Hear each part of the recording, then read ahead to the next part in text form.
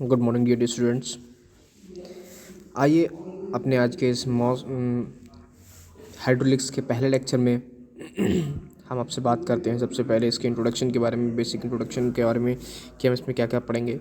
जैसे कि मैं आपको इसके बारे में पहले बता चुका हूँ, 25 तारीख को भी जो हमारा पहला लेक्चर था वो इंट्रोडक्शन पे ही था। मैंने बताया था आपको वहाँ पे कि हम क्या क्या चीज़ें पढ़ेंगे इसमें और क्या क्या चीज़ें हमारे लिए इम्पॉर्टेंट रहेंगी, क्या हमारी डेली लाइफ से कनेक्टेड चीज़ें रहेंगी, वो सब चीज़ें मैंने आपको बताई थी।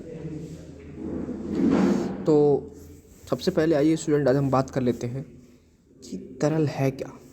तरल की बात करते हैं। जैसे मैंने आपको उसमें बताया था, तरल के बारे में बताया था, ठोस के बारे में बताया था, द्रव के बारे में बताया था, गैस के बारे में बताया था, वाष्प के बारे में बताया था। मैंने आपको अलग अलग चीज़ों के बारे में कल 25 तारीख के लेक्चर में, अपने लास्ट लेक्चर में आपको बताया था। तो चलिए आज के अपने इस लेक्चर में हम बात करते हैं आपसे कि जो तरल होता है हमारा, वो तरल क्या होता है, तरल है क्या। साधारण तौर पर लिखा हुआ है, साधारण तौर पर वाष्प, द्रव व गैस को ही तरल कहा जाता है। ठीक है, अगर हम साधारणता किसी सिंपल भाषा में कहें आपसे तो क्या कहेंगे हम कि वाष्प, द्रव और गैस जो है उसी को हम क्या कहेंगे, तरल कहेंगे। और विज्ञान की वह शाखा जिसके अंतर्गत द्रवों के यांत्रिक गुणों का प्रवाह व प्रवाह मापन का अध्ययन किया जाता है, उसे द्रव इंजीनियरिंग कहते हैं। जैसे यांत्रिक गुण का मतलब मैकेनिकल गुणों के, उसके मैकेनिकल गुणों के बारे में हम बात करें, उसका अध्ययन करें, उसके प्रवाह के बारे में बात करें कि प्रवाह कैसा हो रहा है, किस दिशा में हो रहा है, इनकी बात करें या प्रवाह के मापन की बात करें, तब हम वहाँ पर अध्ययन, तो हमारा अध्ययन वो क्या कहलाएगा, द्रव इंजीनियरिंग कहलाएगा। तो हमारा वो अध्ययन द्रव इंजीनियरिंग कहलाएगा। ठीक है, तो आइए इसको तो हम समझ गए हैं कि द्रव इंजीनियरिंग क्या होता है। नीचे देखिए एक डायग्राम बना हुआ है आपका, द्रव्य। द्रव्य के नीचे 3 भाग दिखाए गए हैं। एक आपका ठोस दिखाया गया है, दूसरा आपका द्रव दिखाया गया है, तीसरा आपका गैस व वाष्प दिखाया गया है। और द्रव और गैस और वाष्प से मिलकर जो बनता है वो बनता है तरल। मैंने आपको डेफिनेशन में ऊपर लिखाया भी है कि द्रव और वाष्प व गैस को ही क्या कहते हैं, तरल कहते हैं। तो ये हमारा यहाँ पे पहला पॉइंट क्लियर हो गया कि हमारा द्रव्य क्या है, तरल क्या है। अब आगे बात कर लेते हैं कि तरल के प्रकार कौन कौन से होते हैं। तरल के प्रकारों की बात करते हैं तो नीचे देखिए मैंने एक ब्लॉक डायग्राम बनाया है।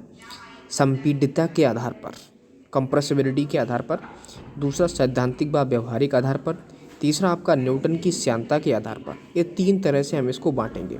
तो संपीड्यता के आधार पर पहला हमारा होगा द्रव और दूसरा हमारा क्या होगा, गैस व वाष्प।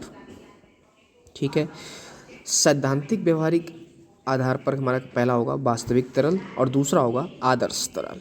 ठीक है, तरल के प्रकारों में तीसरा हमारा न्यूटन की श्यानता के आधार पर पहला हमारा होगा न्यूटनियन तरल और दूसरा अन्यूटोनियन तरल। ठीक है, ये हमारे अलग अलग तरह के तरल हो गए, उनके प्रकार हो गए। अब बात आती है कि सर आपने जो लिखा दिया इनका मतलब क्या है। तो द्रव क्या है, देखिए द्रव तो आप जानते हैं, जिसको हम दबा सकें वो क्या हमारा द्रव है। ठीक, गैस क्या है, गैस और वाष्प वो भी हमारे संपीड़िता के आधार पर द्रव में ही आते हैं, तरल में ही आते हैं। और वास्तविक और आदर्श क्या होते हैं, आदर्श वो होते हैं जो बिल्कुल इक्विवेलेंट, आदर्श स्टैंडर्ड लेवल पे बात करते हैं, वो आदर्श होते हैं। वास्तविक क्या होते हैं, जो हम सामने अपने देखते हैं, वो वास्तविक चीज़ें होती हैं, उसे हम वास्तविक तरल कहते हैं। न्यूटन तरल में और नॉन न्यूटोनियन तरल में क्या होता है, जो तरल न्यूटन के नियम फॉलो करता है, न्यूटन के नियम का पर कार्य करता है, वो हमारा न्यूटोनियन तरल कहलाता है। और जो तरल न्यूटन के नियम पर फॉलो नहीं करता है, न्यूटन के नियम पर कार्य नहीं करता है, वो हमारा अन्यूटोनियन तरल कहलाता है। तो ये हमारी बात थी इसके लेक्चर में। ये हमारा पहला लेक्चर था आज का इंट्रोडक्शन का। आप लोग अपनी कॉपी ले लेंगे और उस कॉपी पे इस मटेरियल को कंटिन्यूअसली नोट करते रहेंगे। तो स्टूडेंट्स आज के लिए इतना ही, इसके आगे बात करेंगे अपने नेक्स्ट लेक्चर में। Thank you class.